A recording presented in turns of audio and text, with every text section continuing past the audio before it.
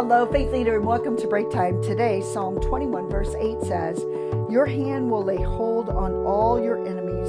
Your right hand will seize your foes." Again, David understood battle in terms of how God views battle. David understood God as the one that was going to fight his battles for him. And he didn't proceed in battle until he understood God was going to go before him. And when he understood God was going to go before him and that God was calling him into battle, he went and he fought because he knew, he understood, and he knew that God was the one that was going to seize the enemy. He was going to defeat the enemy. Now, our enemy might look a little bit different than what David's did, but there's still the enemies within. You know, we have these enemies that fight against our soul, that torment our mind, and we have to understand that we are in a battle that, you know, the enemy's trying to win. But when we understand that God has already won the battle for our soul, that God has already won many days' battles that we try to fight in our own strength, he's given the doorway out for it. You know what? Most of the time, I believe God's saying, why are you going there?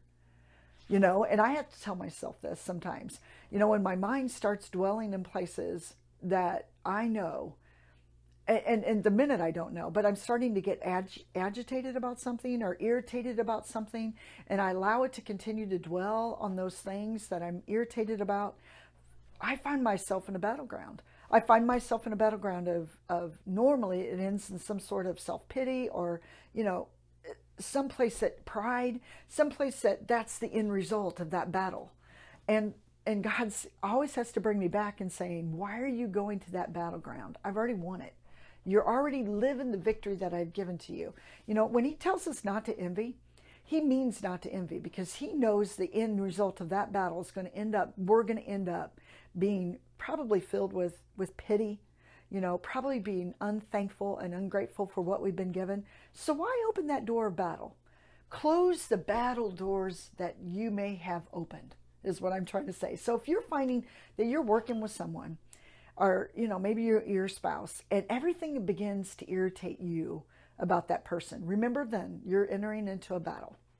That you're allowing your mind to explore all the areas that you could be and should be probably irritated. Instead of, God says, don't go there. What's the answer to that battle? Forgiveness and love.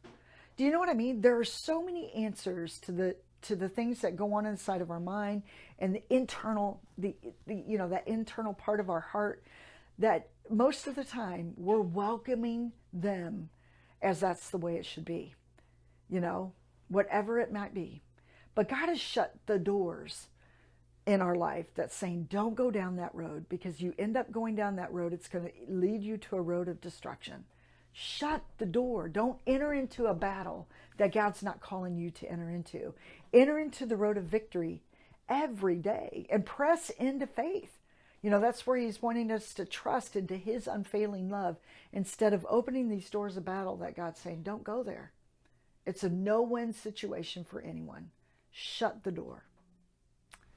You, my friend, walk in victory because God has already bought it for you. Have a blessed day.